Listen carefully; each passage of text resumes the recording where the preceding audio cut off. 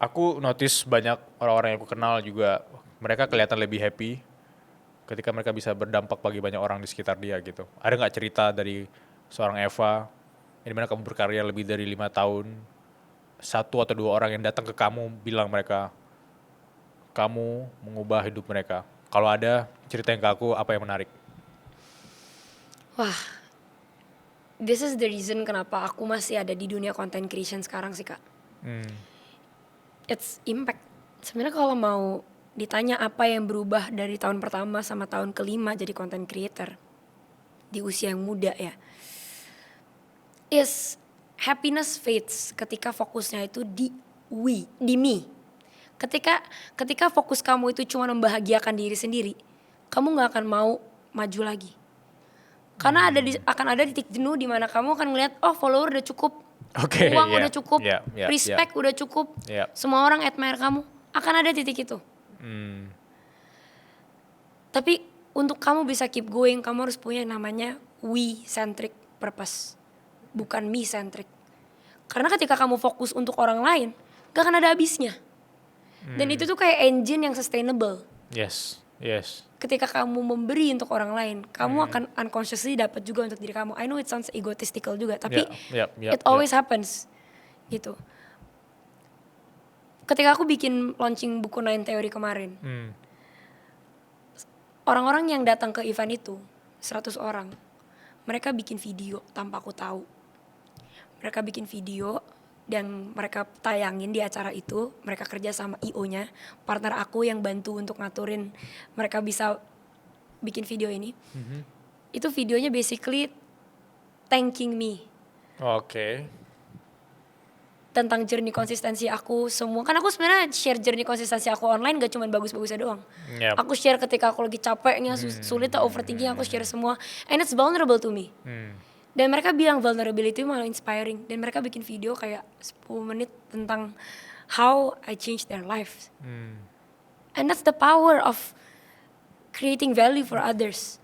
It might be simple buat aku cuma konten, tapi di luar sana ada seseorang yang oh ternyata hidupnya mau jadi lebih baik gitu. Dan maybe mereka udah berapa tahun stuck di loop yang sama, tapi karena ngeliat konten yang meaningful dan purposeful dari orang kayak random yang mereka lihat di internet, mereka bisa berubah gitu. Dan itu kalau dari orang lain kasih ke aku ya kak. Tapi kalau dari aku sendiri, aku lagi ada misi. Oke. Jadi aku punya yayasan sekarang namanya Jiwa Emas Foundation. Jiwa Emas. Ya, Jiwa Emas. Dan sekarang misi kami lagi ada di Papua Pegunungan. Jadi beberapa bulan lalu aku ke Papua Pegunungan. Keren. Dan di situ kita lagi fokus di healthcare dan edukasi. Bekerja sama yayasan namanya Cakra Abi Praya. Dan mereka yang benar-benar bantu aku banget untuk collect dana dan mengolah dana ini menjadi bentuk yang real untuk anak-anak di luar sana. Dan itu jadi drive aku sih ketika aku udah kayak lagi fase burnout, nggak tahu mau achieve apa lagi. Ada nih banyak orang yang masih bisa merasa terberkati dari apa yang aku lakuin gitu kak. Yep. Aku juga sempat berpikir sih kayak kenapa ya kita masih hidup ya? Karena aku rasa sesimpel karena Tuhan tahu eksistensi kita matter sih, kayak even sesimpel satu orang yang tergerak dari aksi kita juga that's why kenapa kita ada di sini gitu. Iya. Karena kita masih berguna, kita masih berfungsi di sini. Even kayak kamu tadi, gerakan kamu itu bisa mengubah banyak hidup orang-orang di Papua Pegunungan sebenarnya. Aku punya question kak buat Oke. kakak. Kakak udah 100-an episode podcast Suara Berkelas. What keeps you going? What keeps me going? Iya.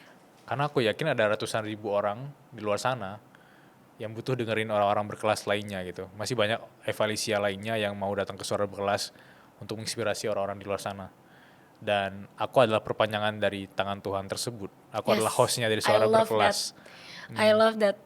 Kakak ripple-nya kan yang Iya, untuk semua aku yang orang. menghubungkannya gitu. Soalnya kalau mau ngomongin views, kakak udah pernah dapet view tinggi. Udah biasa aja kan sama views, kayak gak sampai kayak wow, that's the reason I keep going. Iya, mungkin uang, fame, atau brand deals segala macam memang let's say klisenya itu bonusnya. Tapi maksud aku dari sisi asal manusia seperti ini menurut aku seru sekali gitu ngobrol sama orang berkelas. mengbedah isi kepala dia, dan aku yakin banyak orang di luar sana yang butuh ini, dan mungkin kamu nggak bisa dapetin di sekolah atau di kampus, tapi kamu bisa dapetin di Suara Berkelas.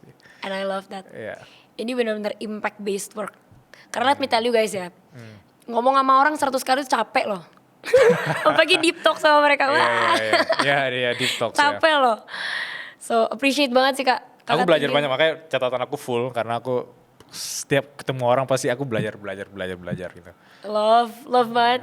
Iya. Such an honor and privilege Kak untuk bisa mengisi Suara Berkelas. Thank Iya, you so much. Ini udah malah lu yang jadi moderator, ini kebawaan jadi moderator. Kebawa, tapi senang. Ya aku suka belajar juga dari kakak kayak 100 kali bikin episode tuh, ya ampun capek sih. Kalau dilihat kayak kamu bilang tadi, kalau dilihat dari sisi proses ketika memulai, mungkin wah I did my best, mungkin capek banget yang kayak 100 episode. Tapi dengan sisi aku belajar kayaknya nggak ada kata capeknya sejauh ini ya.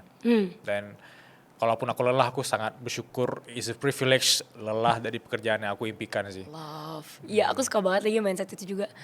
Aku selalu bilang ke orang-orang, gak apa-apa lu boleh ngeluh. Aku selalu bilang, aduh capek banget kerjaannya banyak. Tapi gak apa-apa Tuhan, kalau boleh tambahin lagi sampai pingsan. Belum pingsan masih aman Tuhan, gak apa-apa kasih lagi. Itu caranya kita bisa bersyukur. Nice. Gimana obrolan kami tadi? Seru ya?